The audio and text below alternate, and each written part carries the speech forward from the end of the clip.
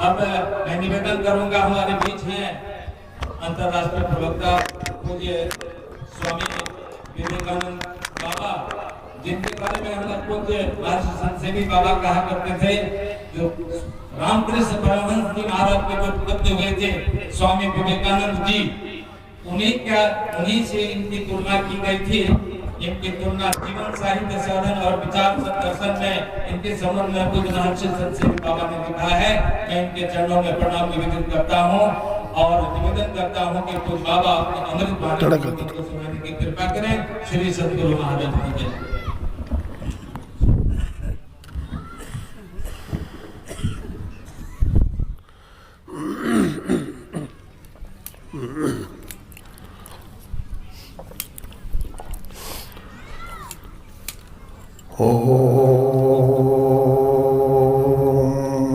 पूर्णमदः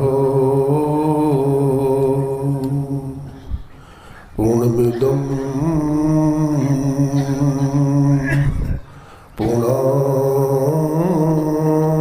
पूर्णमुदच्यते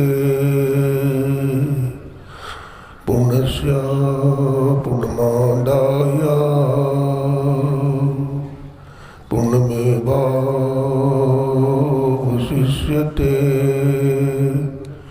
ओम शांति शांति शांति।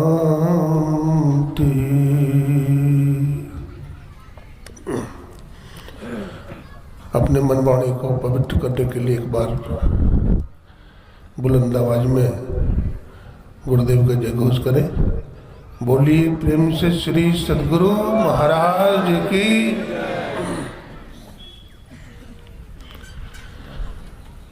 जगत नियंता,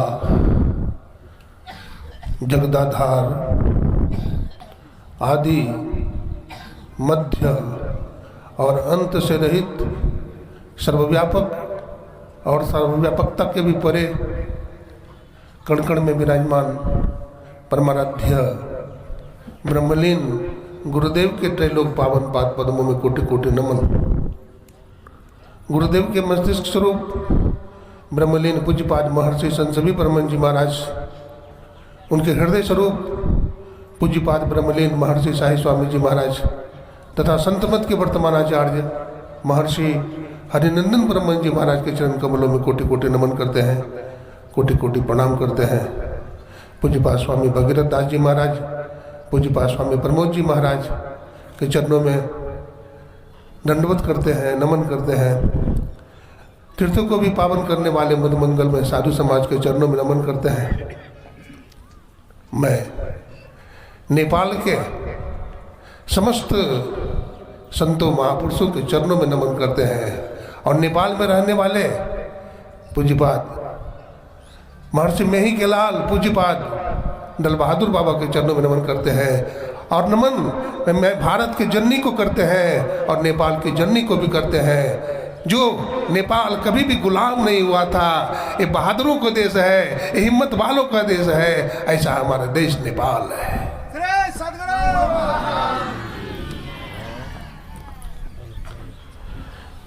मैं विश्व के समस्त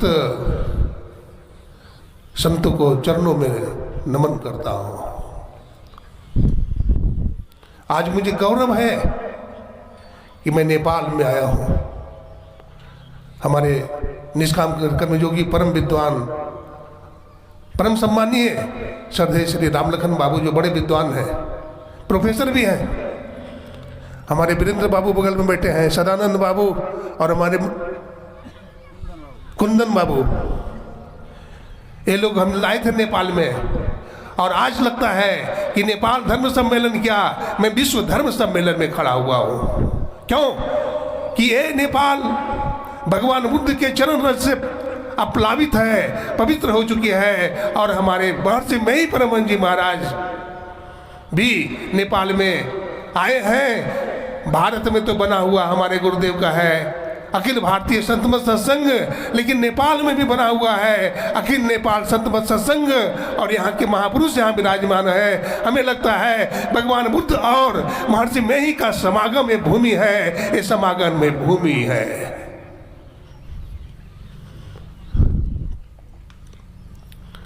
सज्जनों, हमारे देश के गौरव स्वामी विवेकानंद जी महाराज 1893 ईस्वी में जब शिकागो के धर्म सम्मेलन में गए हुए थे, बड़े बड़े विद्वान, संपूर्ण विश्व के विद्वान पधारे हुए थे। स्वामी विवेकानंद जी का तो पासबुक भी खो गया था, सब तरह से अपमानित किए गए थे, गुलाम देश के आदमी थे। वहाँ के लोगों ने कहा ब्लैक इंडियन, ब्लूस इंडियन कहकर स्वामी विवेकानंद जी को संबोधित किया था। और सबसे कम समय शून्य पर बोलने के लिए कहा गया था, जहाँ माध्यमिकों का शून्यवाद भी खड़ा था, जहाँ स्यादवादी लोग खड़े थे, जहाँ पर अन्य देश के लोग खड़े थे, विद्वान धुरंधर खड़े थे। स्वामी विवेकानंद जी को शून्य पर बोलने के लिए कहा गया था। ओ युवक, तुम शून्य पर कितना देर तक बोल सकते हो? स्वामी विवेकानंद जी को 5 मिनट का समय मिला, और जानते हैं 1 मिनट तो ध्यान ही करता रह गया, अपने गुरुदेव का ध्यान करता रह गया। 1 मिनट बोला, मूर्ख क्या बोलेगा, India has gone silent, Bharat रुक गया, भारत चुप हो गया, एक गुलाम देश का आदमी क्या बोलेगा। सज्जनों, स्वामी विवेकानंद जी महाराज ने कहा अपने संबोधन में, sisters and brothers of America. जब अमेरिका की माताओं एवं बहनों कहा तो सज्जनों, अमेरिका की माताओं ने सोची हमें डार्लिंग करने वाला बहुत मिला था, हमें ब्रदर कहने वाला बहुत मिला था, हमें कजन कहने वाला बहुत मिला था, हमें लेडी एंड लेडा कहने वाला बहुत मिला था, हमें जेंटलमैन कहने वाला बहुत मिला था। आज हमारे देश का सच्चा भाई आया है जो हमको आज बहन कर संबोधित किया है। भाइयों ने कहा आज हमारा देश का भाई आया है जो हमको भाई पहले बार कहकर संबोधित किया है। सज्जनों, 15 मिनट तक तालियां बजती रही और वायुमंडल तालियों के गुंजार से गुंजायमान हो उठा था। स्वामी विवेकानंद जी महाराज जिधर जाते थे तालियों की गड़गड़ाहट होती थी। जब उनको कहा गया था शून्य पर बोलो, कितना देर तक बोल सकते हो युवक शून्य पर? स्वामी विवेकानंद जी ने कहा, अच्छा जब तक धरती रहेंगे, जब तक आसमान रहेंगे, जब तक चांद रहेंगे, जब तक सितारे रहेंगे, मैं बोलता रहूंगा और हमारा प्रवचन कभी भी समाप्त नहीं होगा। ओम पूर्णमदः पूर्णमिदं पूर्णात् पूर्णमुदच्यते पूर्णस्य पूर्णमादाय पूर्णमेवावशिष्यते। पुण्य में पुण्य को जोड़ा जाता है तो पुण्य ही बचता है, पुण्य में पुण्य को घटाया जाता है तो पुण्य ही बचता है, पुण्य को पुण्य से गुना किया जाता है तो पुण्य ही बचता है। जीवात्मा जब परमात्मा से मिलती है तो दो नहीं रहता, एक ही रह जाता है, एक ही रह जाता है। यही भारत का दर्शन है, यही भारत का सिद्धांत है, यही भारत का आत्म साक्षात्कार है, यही भारत का सेल्फ रियलाइजेशन है, यही भारत का डीप कॉन्शियसनेस है।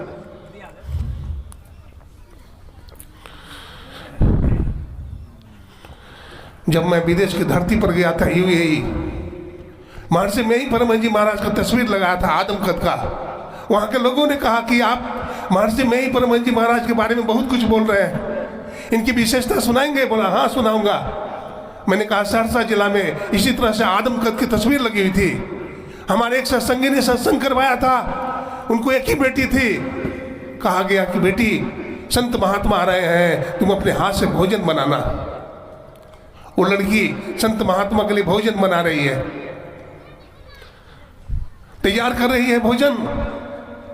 लेकिन उस समय में, उस जमाने में गैस सिलेंडर नहीं हुआ करता था, उस समय लकड़ी से, कोयला से भोजन बनता था।